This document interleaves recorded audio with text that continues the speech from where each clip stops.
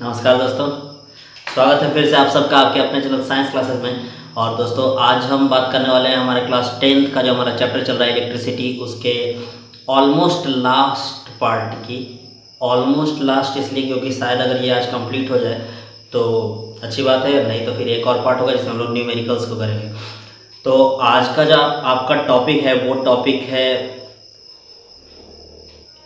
Heating effect of current. Heating effect of current, तो आपको ये मालूम होगा जब हम लोग क्लास 7-8 में थे तो हमने पढ़ा था कि करंट के कई सारे इफेक्ट हो सकते हैं, जिसमें था केमिकल इफेक्ट ऑफ करंट, जिसमें हमने इलेक्ट्रोलाइसिस वगैरह पढ़ा था। उसके बाद फिर मैग्नेटिक इफेक्ट ऑफ करंट है जिसमें इलेक्ट्रोमैग्नेटिज्म आया। और आज हम पढ़ने वाले हैं हीटिंग इफेक्ट ऑफ करंट। ये करंट का काफ़ी ज़्यादा इंपॉर्टेंट इफेक्ट है क्योंकि इसके ऊपर बहुत सारे इलेक्ट्रिकल अप्लायंसेस बेस्ड हैं और वो सारे इलेक्ट्रिकल अप्लायंसेस जिस रूल को फॉलो करते हैं उसके बारे में हमें इस टॉपिक में बात करनी है। ठीक है, तो हमारा आज का टॉपिक है heating effect of current. Start करते हैं हमारा वीडियो। तो हीटिंग इफेक्ट ऑफ करंट समझने के लिए आप समझ सकते हैं, जैसे बहुत सारे डिवाइस हम यूज़ करते हैं, जैसे इलेक्ट्रिक आयरन है। तो इलेक्ट्रिक आयरन कैसे वर्क करता है? जब उसको हम इलेक्ट्रिसिटी की सप्लाई देते हैं तो उसी इलेक्ट्रिकल एनर्जी को वो कन्वर्ट कर देता है हीट एनर्जी में। बल्ब कैसे काम करता था, वो टंगस्टन वाला बल्ब, तो वो क्या करता है कि वो भी जो है वो इलेक्ट्रिकल एनर्जी को हीट एनर्जी में कन्वर्ट करता था और उसके बाद फिर वो ग्लो होना शुरू होता था। तो बहुत सारे डिवाइसेस हैं, माइक्रोवेव ओवन है, केटल है, बहुत सारे डिवाइसेस हैं जो कि heating effect of electric current के ऊपर में काम करते हैं और उसी को मतलब कि इलेक्ट्रिकल एनर्जी को हीट एनर्जी में कन्वर्ट करते हैं। तो ये हीट एनर्जी कितनी प्रोड्यूस्ड होती है और किस किस बात के ऊपर डिपेंड करती है कि कितना अमाउंट में हीट प्रोड्यूस्ड हो रहा है, इस चीज़ को समझने के लिए एक रूल दिया गया, एक लॉ है, joules law of heating effect of current. Joules law, joules law of heating effect, इस चीज़ को हम लोगों को समझना है। लेकिन उससे पहले आपको ये समझना होगा, joules law of heating effect of current को समझने के लिए हम क्या करते हैं कि पहले ये समझते हैं कि सपोज कि दो पॉइंट है ए और बी के बीच का पोटेंशियल डिफरेंस भी है और पोटेंशियल डिफरेंस भी होने की वजह से क्यू चार्ज जो है वो ट्रांसफर हो रहा है। ठीक है, तो हमने देखा था कि वर्क डन W होता है चार्ज को एक प्लेस से दूसरे प्लेस तक ले जाने पे, और उसके लिए हमें पोटेंशियल डिफरेंस के समय में एक रिलेशन मिलता था V = W/Q। याद है आपको, V = W/Q, where V is the potential difference, W is the work done और Q इज द चार्ज। मतलब कि W वर्क डन था किस चीज़ के लिए, जैसे पोटेंशियल का, ये पोटेंशियल डिफरेंस का हमने जो डिफिनेशन सीखा था उसमें यही सीखा था ना कि the work done in bringing the unit charge from a given point to another given point is said to be the potential difference। तो work done था, तो यहाँ पे work done कितना हो रहा है क्यू चार्ज को कैरी करने में, W, तो हम पोटेंशियल डिफरेंस निकालते हैं तो V = W/Q से मिलता है। अगर यहाँ से हम W फाइंड करें, मतलब कि वर्क डन निकालें कि चार्ज को कैरी करने में कितना वर्क डन होगा, तो W = V × Q मिलेगा। क्लियर, W = क्या मिलेगा, V × Q। अब अगर W मीन्स कि वर्क डन V × Q मिल रहा है तो हम इसको कर देते हैं इक्वेशन नंबर 1। ठीक है, W = V × Q। उसके बाद फिर आपने ये पढ़ा था कि Q = IT। ये याद आया, कहाँ से आया, क्योंकि I means electric current is equal to the flow of charge per unit time. तो I = Q/T था, तो Q = क्या हो जाएगा, IT। तो हम यहाँ पे V × I × T ये पुट कर सकते हैं। ठीक है, कोई दिक्कत नहीं है इसमें। और ओम्स लॉ से हमने ये देखा था, फ्रॉम ओम्स जी का लॉ, उससे हमने ये देखा था कि V = IR। तो V = IR को हम V के प्लेस पे पुट कर सकते हैं। तो हम यहाँ पे क्या लिखेंगे, sorry, I × R × I × T। इसको कर दिया हमने इक्वेशन नंबर 2, इसको कर दिया इक्वेशन नंबर 3। यहाँ क्या पुट किया था, यहाँ हमने Q के जगह पे पुट किया था IT और यहाँ हमने पुट किया V की जगह पे IR, कहाँ से, ओम्स लॉ से। तो वर्क डन कितना मिल गया, वर्क डन मिल गया I²RT। ठीक है, ये वर्क डन किस चीज़ का वर्क डन है, ये वर्क डन है यूनिट चार्ज को एक प्लेस से दूसरे प्लेस तक ले जाने में। कोई चीज़ एक प्लेस से दूसरे प्लेस तक खुद तो जाएगी नहीं, वर्क डन करना पड़ेगा। और वर्क डन कितना हुआ यहाँ पे, वर्क डन आया W = I²RT। I क्या है यहाँ, I जो है वो है इलेक्ट्रिक करंट, R क्या है, R है रेजिस्टेंस, और T क्या है, टाइम।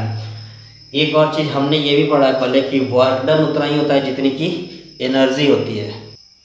तो दोस्तों हमने देखा कि वर्क डन उतना ही होता है जितनी की एनर्जी होती है। अब अगर एनर्जी को E से इंडिकेट करें, जैसा कि जनरली लोग करते हैं, तो E = I²RT भी हम लिख सकते हैं। और हमें ये पता है कि हीट जो है वो भी एनर्जी का एक फॉर्म है, heat is also a form of energy. तो हम ये भी लिख सकते हैं कि H = I²RT। तो ये हमें फॉर्मूला मिला हीट का, जो कि हीट प्रोड्यूस्ड होगा तब जबकि इलेक्ट्रिकल एनर्जी किसी हीटिंग एलिमेंट से होके क्रॉस कर रही है, तो उस टाइम में ये फॉर्मूला हम यूज़ करेंगे। और जहाँ पर अगर ये I, R और T का वैल्यू नहीं दिया हुआ है, अगर सिर्फ पावर और टाइम दिया हुआ है, तो हम E = P × T भी अगर अप्लाई करते हैं तो जो एनर्जी मिलती है वो एनर्जी इस हीट के इक्वल होगी। मतलब कि ये हीट वाला फॉर्मूला अप्लाई कीजिए या directly E = P × T use कीजिए, तो वहाँ भी एनर्जी और ये एनर्जी मतलब हीट एनर्जी, ये दोनों का वैल्यू जो है वो सेम आएगा। तो डिपेंड करता है कि किस टाइप का क्वेश्चन आप सॉल्व कर रहे हैं। ठीक है, तो ये तो हो गया कि H = I²RT से हमें मिला कि हीट कितना जनरेट होगा कि जब इलेक्ट्रिक करंट फ्लो होगा, तो उसका फाइंड करने के लिए। अब इस इक्वेशन को अगर हम इस तरीके से लिखें तो आप समझ सकते हैं कि H जो है, हीट जो है वो डायरेक्टली प्रोपोर्शनल है तीनों चीज़ों के, मतलब कि करंट के भी और रेजिस्टेंस के भी और टाइम के भी। मीन्स कि H is directly proportional to I², H is directly proportional to R और H is directly proportional to T। Equation number 3, equation number 2, equation number 1। तो फर्स्ट इक्वेशन क्या कहता है कि जितना ज़्यादा अमाउंट में करंट फ्लो होगा उतना ज़्यादा हीट होने का चांस ज़्यादा है। मतलब कि अगर अमाउंट ऑफ करंट कम है तो हीट एनर्जी जो है वो कम होगी। अगर अमाउंट ऑफ करंट ज़्यादा है, क्योंकि it depends directly proportional to the square of the current, तो जितना ज़्यादा करंट फ्लो होगा उतनी ज़्यादा हीट एनर्जी होगी। सेकेंड क्या करता है कि heat is directly proportional to the resistance. जिस वायर का रेजिस्टेंस हाई होगा, रेजिस्टेंस हाई होगा तो क्या करेगा, इलेक्ट्रिकल चार्ज को अपोज करने का काम करेगा, और जब अपोज करने का काम होगा तो वो हीट जनरेट करेगा।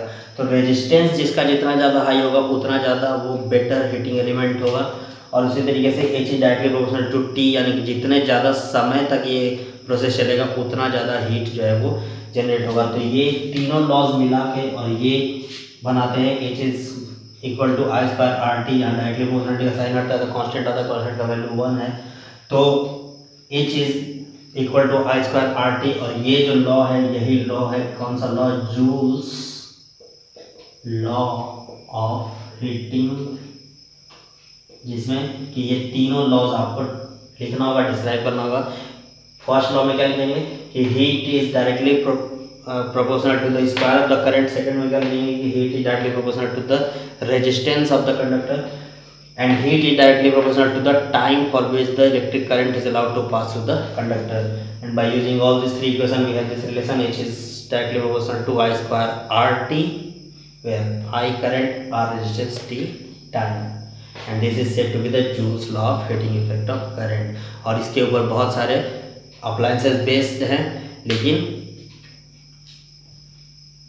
सारे अप्लायंसेस जो हैं वो हीट जनरेट करते हैं, लेकिन इतना हीट नहीं जनरेट करते हैं जितना कि हीटिंग एलिमेंट वाले करते हैं। मतलब जैसे सब में तो इलेक्ट्रिकल एनर्जी दी जाती है, तो क्यों नहीं बाकी के वायर्स उतने ज़्यादा हॉट होकर ग्लो होने लगते हैं जितना कि बल्ब का फिलामेंट, क्योंकि वही सब्सटेंस जो है वो हीटिंग इफेक्ट को ज़्यादा जनरेट कर सकता है, जो कि गुड रेजिस्टर हो, यानी कि जिसका रेजिस्टेंस का वैल्यू हाई होगा वो ज़्यादा बेटर होगा हीटिंग इफेक्ट के लिए। जैसे आपको पता होगा कि बहुत सारे अप्लायंसेस हम यूज़ करते हैं और उनमें डिफरेंट टाइप्स के कॉइल्स लगे होते हैं। जैसे शायद आपने सुना हो कि हीटर में किस वायर का यूज किया जाता है हीटिंग एलिमेंट के फॉर्म में, तो हमने ये पढ़ा है कि वहाँ पे नाइक्रोम का यूज किया जाता है। नाइक्रोम का यूज किया जाता है, नाइक्रोम एलॉय है। क्यों यूज किया जाता है? क्योंकि वो हीट रेजिस्टेंट वो इलेक्ट्रिकल करंट का रेजिस्टेंस है, बेटर रेजिस्टेंस है, और वो इलेक्ट्रिकल एनर्जी को हीट एनर्जी में ईजिली कन्वर्ट कर सकता है। तो ये हुआ। अब हम लोग देखते हैं कि कौन कौन से एप्लीकेशंस हैं heating effect of electric current के, कहाँ कहाँ हम उनका यूज़ करते हैं डेली लाइफ में। तो दोस्तों एप्लीकेशन देखते हैं हम लोग, application based on the heating effect. तो हीटिंग इफेक्ट में कौन कौन से एप्लीकेशन हैं जो कि डेली लाइफ में यूज़ होते हैं। तो फर्स्ट एप्लीकेशन है वो है इन हीटिंग अप्लायंसेज, मतलब कि जो भी हीट प्रोवाइड करने वाले अप्लायंसेज हैं उनमें यूज होता है हीटिंग इफेक्ट ऑफ करंट का। पहली चीज़ तो कि हीटिंग इफेक्ट ऑफ करंट क्या ये समझ में आ गई होगी।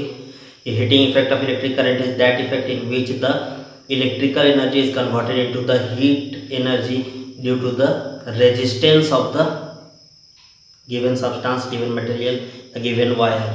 ठीक है, तो हीटिंग अप्लायंसेज में यूज होता है। तो हीटिंग अप्लायंसेज में बहुत सारे अप्लायंसेज है, वाटर हीटर, गीज़र और इलेक्ट्रिक केटल है, माइक्रोवेव ओवन है, आयरन है, केटली है।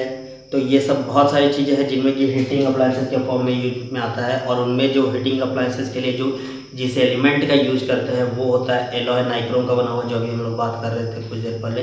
तो उसी नाइक्रोम के एलॉय का यूज़ होता है। और वो क्या करता है, क्योंकि उसका रेजिस्टेंस बहुत हाई होता है इसलिए वो इलेक्ट्रिकल एनर्जी को हीट एनर्जी में कन्वर्ट कर देता है। और जो हीटिंग एलिमेंट का जो मटेरियल हम यूज़ कर रहे होते हैं नाइक्रोम का, वो रेड हॉट होकर ग्लो करने लगता है और उसका बहुत सारा मल्टीपर्पज़ यूज हम करते हैं। जानते हैं कि उसका टेम्परेचर कितना होता है, लगभग 900 डिग्री सेल्सियस का टेम्परेचर होता है जबकि वो एफिशिएंटली वर्क कर रहा होता है। सो जो 900 डिग्री सेल्सियस का टेम्परेचर होता है उस हीटिंग एलिमेंट का जब वो वर्किंग में होता है। तो ठीक है, बढ़ते हैं सेकेंड पॉइंट की तरफ में कि इलेक्ट्रिकल बल्ब्स। तो इलेक्ट्रिकल बल्ब्स जो हैं वो टंगस्टन वायर वाले आते थे। टंगस्टन का भी जो है वो रेजिस्टेंस काफ़ी हाई होता है और रेजिस्टेंस हाई होने की वजह से ये भी इलेक्ट्रिकल एनर्जी को आसानी से हीट एनर्जी में कन्वर्ट कर देता है।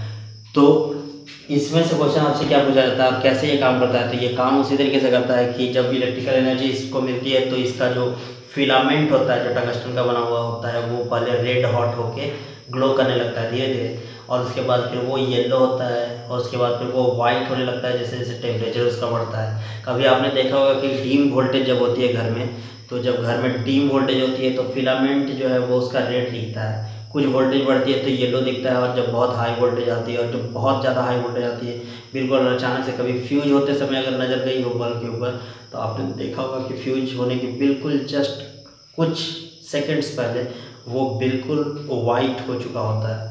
तो ऐसा कब होता है, क्योंकि वो जो उसको इलेक्ट्रिकल एनर्जी मिल रही थी उसको वो रेड हॉट, येलो हॉट और वाइटिश हॉट होते होते ग्लो करने लगता है।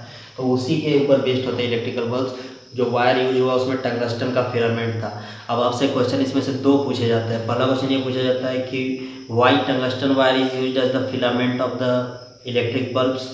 तो इसलिए क्योंकि इन दो प्रॉपर्टीज़ की वजह से, पहला तो ये कि इनका रेजिस्टेंस काफ़ी हाई होता है तो ये आसानी से इलेक्ट्रिकल एनर्जी को हीट एनर्जी में कन्वर्ट कर लेते हैं, और दूसरी चीज़ कि इनका मेल्टिंग पॉइंट भी हाई होता है, क्योंकि हॉट होते होते होते अगर इनका मेल्टिंग पॉइंट लो होता तो जैसे एक सर्टेन टेम्परेचर मिलता ये खुद ही मेल्ट हो जाते हैं, लेकिन इनका मेल्टिंग पॉइंट भी हाई होता है जिस वजह से ये उतने हीट को टॉलरेट कर लेते हैं और वो इलेक्ट्रिकल एनर्जी को लाइट एनर्जी में इजीली कन्वर्ट कर लेते हैं। बात समझ गए।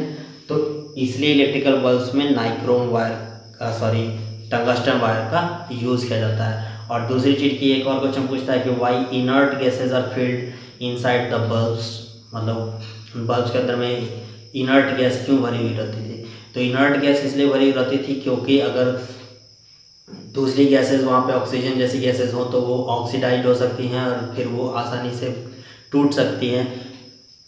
तो उनको उस कंडीशन से बचाने के लिए उसमें इनर्ट गैस भरी होती थी ताकि वो जल्दी ऑक्सीडाइज ना हो और टूटने से बच जाए। लेकिन ये उस बल्ब की बात हो रही थी। आजकल जो बल्ब हम लोग यूज़ कर रहे होते हैं, वो बल्ब होता है कौन सा bulb? LED bulb, light emitting diode based ये बल्ब्स होते हैं। तो इनमें वो हाई रेजिस्टेंस और वो टंगस्टन वाला फिलामेंट यूज नहीं होता है।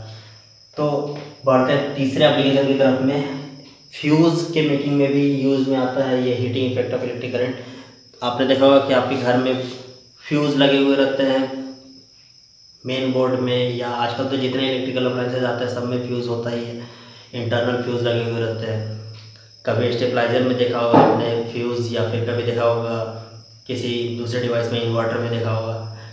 तो वो फ्यूज़ भी बेस्ड होते हैं इसी heating effect of electric current के ऊपर में। कैसे बेस्ड होते हैं कि उसके अंदर जो वायर यूज़ किया जाता है वो कॉपर वायर होता है, लेकिन वो टिन प्लेटेड होता है और काफ़ी थीन होता है।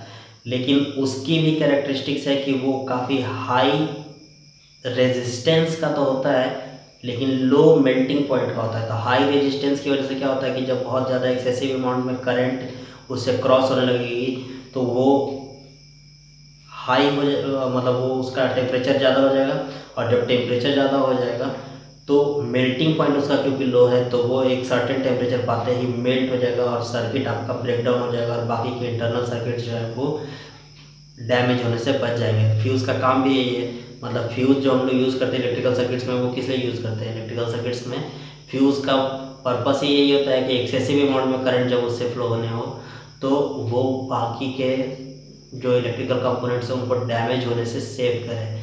तो डैमेज होने से सेव कैसे करेगा?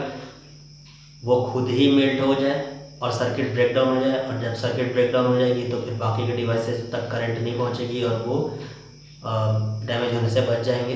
तो ये काम होता है। तो इसमें से क्वेश्चन आपसे ये पूछा जा सकता है कि what are the characteristics of a fuse wire. तो फ्यूज़ वायर की कैरेक्टरिस्टिक्स यही होती है कि high resistance but low melting point, ताकि वो जल्दी से मेल्ट हो जाए अगर एक्सेसिव करंट हो तो, और इस तरीके से हमारा सर्किट जो है वो बच जाए। ठीक है दोस्तों, तो ये था heating effect of electric current. आज हमने पढ़ा जूल्स लॉ और कैसे देखा कि किस तरीके से हीट के लिए एक्सप्रेशन हम फाइंड कर सकते हैं और उसका एप्लीकेशन देखा। चलिए कुछ न्यूमेरिकल्स कर लेते हैं।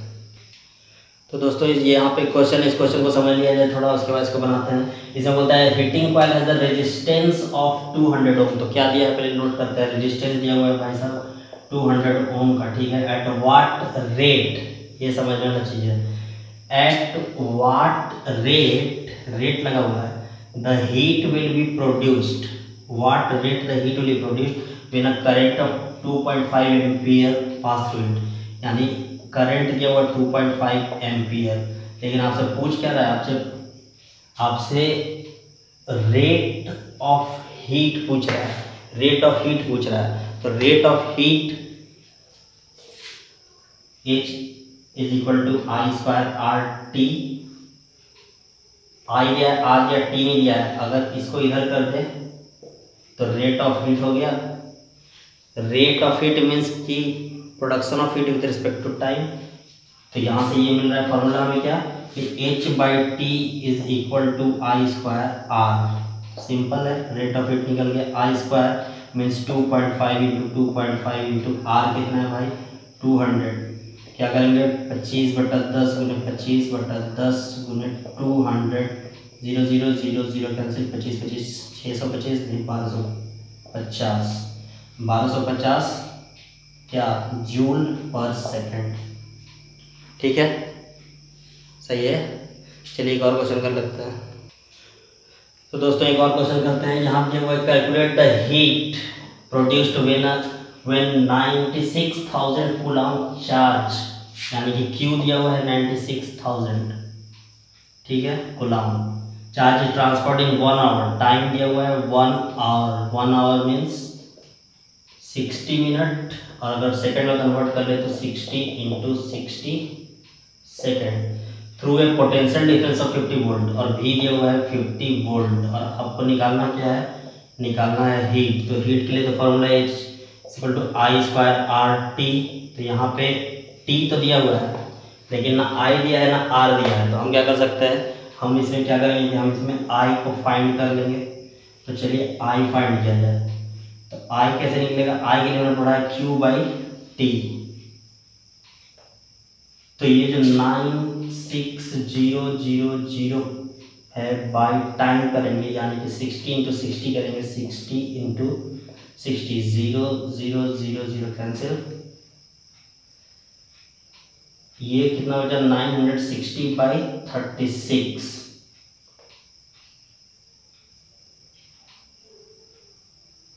कितना तो ये हो गया 960 बाई 36। तो ये है 480 बाई 18 और कटेगा, कितना कटेगा, ये हो जाएगा 240 बाई 9। तो 240 बाई 9 और कटेगा, हाँ कटेगा 3 से काटते तो 3 और ये हो गया 80। 80 बाई 3 और 80 by 3 means 26 point something 26.67 ampere, ये आया करंट। तो आई निकल गया। अभी हमको फाइंड करना है आर। आर कैसे निकलेगा, तो ओम सा से निकलेगा। तो V is equal to I R होता है। R इज इक्वल टू क्या हो जाएगा, V बाई आई। V कितना दिया हुआ था 50 वोल्ट, आई कितना है 26.67, कितना हो गया 50 00 बाई 2667, यानी कि आई का वैल्यू जो है वो कितना आ जाएगा 1 पॉइंट सॉरी आर का वैल्यू जो है वो कितना आ जाएगा 1 पॉइंट समथिंग आएगा, 1.8 समथिंग ओम आएगा। ये आ गया आपका रेजिस्टेंस। ठीक है, अब आपको क्या फाइंड करना है, हीट फाइंड करना है। तो हीट के लिए आई स्क्वायर आर टी पुट कीजिए। आई आ गया था आपका 26.67, इसका स्क्वायर इंटू रेजिस्टेंस आ गया 1.8 इंटू टाइम था 3600 सेकेंड। इसको कैलकुलेट करना है और कैलकुलेट करके और आपका फाइनल आंसर जो है वो कुछ 478। तो जब सॉल्व करके आप देखेंगे इसको निकाल के, तो आपका आंसर जो है वो 47880 जूल समथिंग इतना कुछ आएगा, इसके आसपास में रिजल्ट आएगा। तो वो आप कैलकुलेट करके देख लीजिएगा और मिलते हैं नेक्स्ट वीडियो में। तो ये आपका लास्ट पार्ट था, लगभग इलेक्ट्रिसिटी का एक पार्ट न्यूमेरिकल का अलग बनेगा, इसमें सारे न्यूमेरिकल्स होंगे। और तब तक के लिए good bye, take care, bye.